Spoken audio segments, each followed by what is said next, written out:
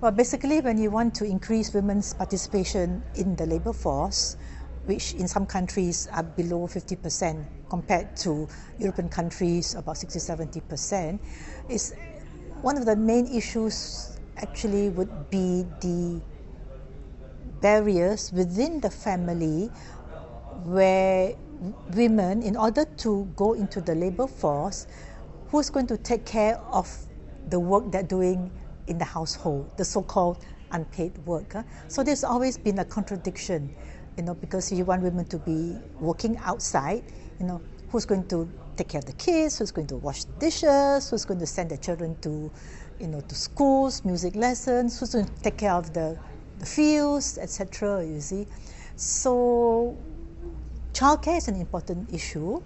To recognize women's unpaid labor is another issue, and at the same time also to provide flexible and gender-friendly, family-friendly policies in the workplace.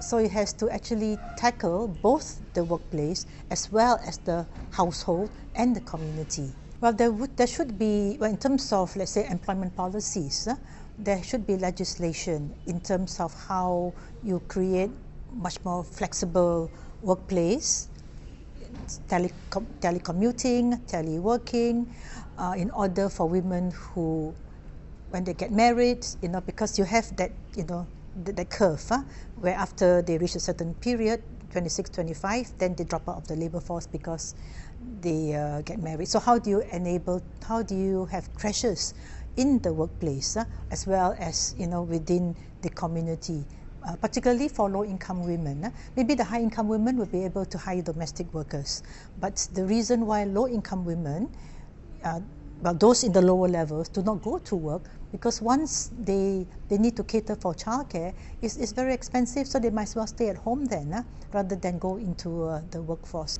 Well, the other aspects would be in terms of more macro policies, in terms of how to fiscal policies, tax incentives, our trade policies, industrial policies, and to be able to actually formulate and implement gender-based, gender-responsive budgeting. How do you mainstream gender in the budget process, so that actually it's not just the women's ministry, which is, they say, a women's budget, but to be able to mainstream gender in all sectors of the economy. And that's a big challenge, which we are trying to do in Penang, our little state, but it has to go up all the way to the national level. Yeah. The other important barrier that women face, from the case studies this morning, would be, of course, the lack of access to capital and lack of access to markets. I think this has been a long-term, a issue and a problem for women. So governments, well, they're trying. I think national governments are trying to increase, capital access to credit, although more microcredit.